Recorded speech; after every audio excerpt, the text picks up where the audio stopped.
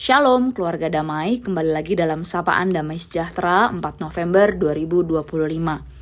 Mari Bapak Ibu Saudara, sebelum kita bersama-sama merenungkan firman Tuhan, kita mau bersatu di dalam doa. Mari kita berdoa. Tuhan Yesus, terima kasih untuk kasih setia Tuhan dan pertolongan Tuhan yang terus Tuhan nyatakan di dalam kehidupan kami.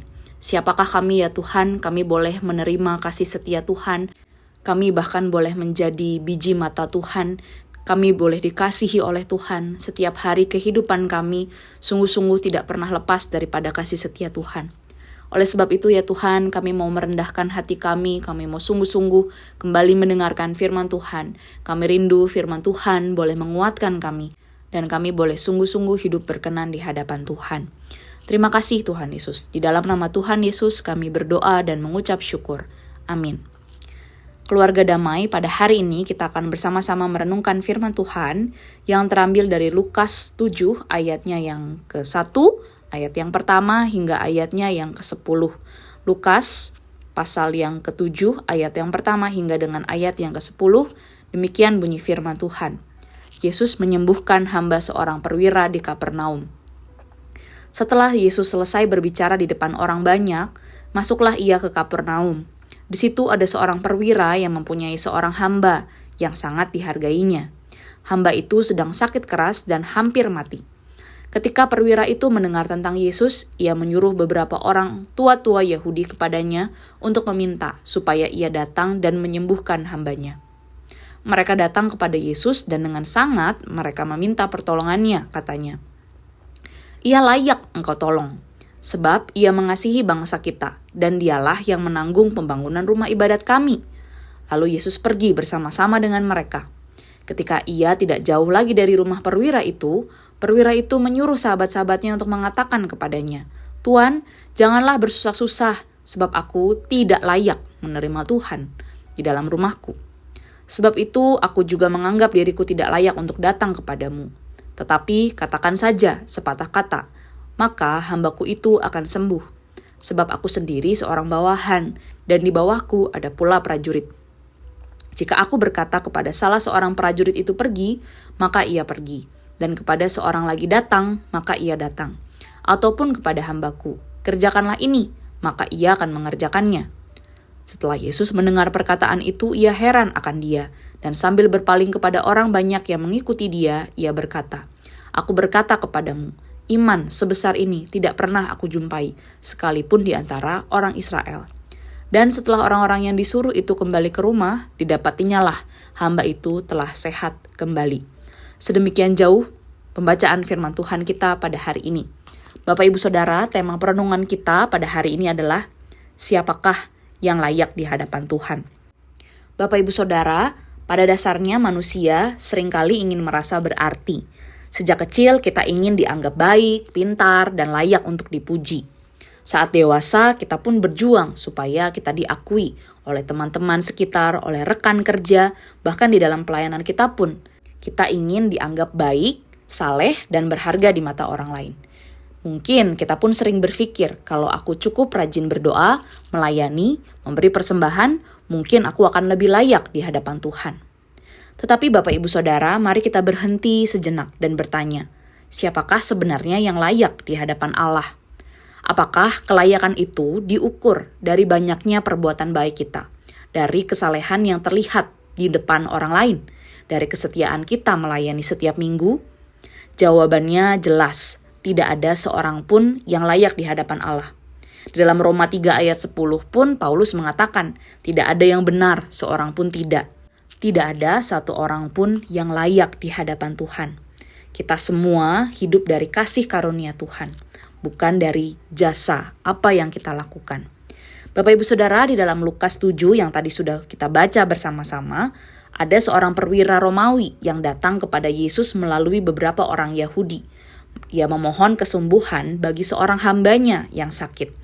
Orang-orang itu berkata kepada Yesus, Tuhan, ia layak untuk engkau tolong, sebab ia mengasihi bangsa kami, bangsa Yahudi, dan dialah yang membangun rumah ibadat bagi kami.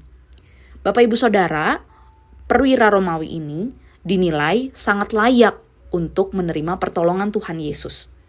Manusia menilai perwira itu layak karena kebaikannya, jasanya, dan pengaruhnya, apa yang diperbuatnya. Tetapi ketika Tuhan Yesus hendak datang ke rumahnya, perwira itu justru mengirim pesan, "Tuhan, janganlah bersusah payah, sebab aku tidak layak menerima Tuhan di dalam rumahku." Bapak Ibu Saudara, kalau kita lihat kontras yang dinyatakan di tengah-tengah perikop ini, orang lain, bahkan orang Yahudi, berkata bahwa ia layak untuk ditolong. Tetapi ia sendiri berkata bahwa dia tidak layak. Dia adalah orang yang bukan orang Yahudi dan tidak layak untuk menerima Yesus di rumahnya. Ia mengenal siapa dirinya dan siapa Yesus yang hendak datang. Ia sadar di hadapan Tuhan, semua kehormatan duniawinya dan kebaikan manusia yang selama ini ia lakukan tidak berarti apa-apa. Namun justru dalam pengakuan ketidaklayakan itulah iman sejatinya nampak. Ia percaya bahwa satu kata dari Yesus saja cukup untuk menyembuhkan.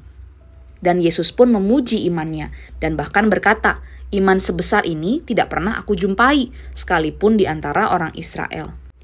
Dengan iman yang demikian, Tuhan pun melihat kerendahan hatinya. Seorang Romawi yang bukanlah orang Yahudi justru sungguh-sungguh menghargai siapa Yesus, justru menyadari dirinya tidak layak untuk berjumpa dengan Sang Mesias itu. Tetapi dari situlah Tuhan justru memberikan anugerahnya kepada seorang yang mau merendahkan dirinya dan menyadari ketidaklayakannya dan menyambut anugerah Allah dengan tulus. Bapak Ibu Saudara, kisah ini mengingatkan kita bahwa kelayakan di hadapan Allah tidak diukur dari usaha manusia, melainkan kasih karunia Allah, melainkan hanya karena Allah itu sendiri mau memberikan kepada kita, mau berkenan kepada kita, memberikan kasih yang besar itu. Yang Tuhan cari bukanlah orang yang merasa cukup, merasa layak, tetapi Tuhan memberikan kepada orang yang menyadari dirinya lemah, tidak berdaya, dan bahkan tidak layak di hadapan Tuhan. Bukan membanggakan kesalehan, tetapi yang datang dengan hati yang hancur. Ketika kita merasa tidak layak, seringkali justru disitulah Tuhan bekerja. Sebab kasih karunia hanya dapat diterima oleh orang-orang yang berhenti bermegah atas dirinya sendiri dan kemudian mendapati kasih karunia dan bermegah atas kasih karunia yang ia terima dari Tuhan. Bapak Ibu Saudara, Tuhan Yesus tidak memuji perwira itu karena amal, karena apa yang dia lakukan, tetapi karena imannya yang percaya tanpa syarat. Iman yang berkata, "Aku tidak layak, tetapi Engkau sanggup melakukan." Iman yang menggantungkan seluruh harapan hanya pada kuasa dan kebaikan dari Allah itu sendiri. Bapak Ibu Saudara, hari ini mungkin kita juga bergumul dengan perasaan tidak layak, merasa jauh dari Tuhan. Tetapi Bapak Ibu Saudara, ingatlah, di salib Kristus, kelayakan kita tidak ditentukan oleh siapa diri kita, apa status kita, tetapi oleh siapa Yesus Kristus. Kristus yang layak itu rela menjadi tidak layak, supaya kita yang tidak layak ini boleh dilayakkan, boleh diperkenankan oleh kasih karunia-Nya. Oleh sebab itu Bapak Ibu Saudara, mari kita datang dengan kerendahan hati dan berkata, "Tuhan, aku tidak layak, tetapi aku percaya kasih karunia-Mu cukup di dalam kehidupanku." Biarlah di dalam setiap doa, setiap pelayanan dan hidup kita sehari-hari, biarlah kita tidak lagi berusaha membuktikan diri kita layak, melainkan bersyukur karena kita telah dilayakkan oleh anugerah Kristus. Kita boleh bermegah di dalam kasih karunia-Nya. Mari Bapak Ibu Saudara, kita merenungkan bagian firman Tuhan ini dan kita berdoa. Ya Tuhan, seringkali kami sebagai manusia berusaha keras untuk terlihat layak di hadapan Tuhan. Seolah-olah kasih Tuhan itu bisa kami beli dengan kesalehan yang kami lakukan. Dan hari ini ya Tuhan, kami bersyukur lewat kebenaran firman Tuhan, Engkau mengingatkan kami bahwa tidak ada satupun manusia yang layak di hadapan Engkau, kecuali Engkau sendirilah yang melayakkan kami. Ajar kami Tuhan untuk memiliki iman seperti perwira yang rendah hati dan percaya bahwa Engkau adalah Allah yang sanggup menolong setiap kami, bahwa kehadiran-Mu di dalam kehidupan kami, kasih karunia-Mu itu cukup bagi setiap kami. Terima kasih Tuhan untuk anugerah-Mu yang melayakkan kami boleh bermegah di dalam kasih karunia Tuhan. Di dalam nama Tuhan Yesus, kami menyerahkan kehidupan kami dan kami rindu Engkau menopang kehidupan kami. Dalam nama Tuhan Yesus kami berdoa. Amin. Selamat beraktivitas Bapak Ibu Saudara, Tuhan Yesus memberkati.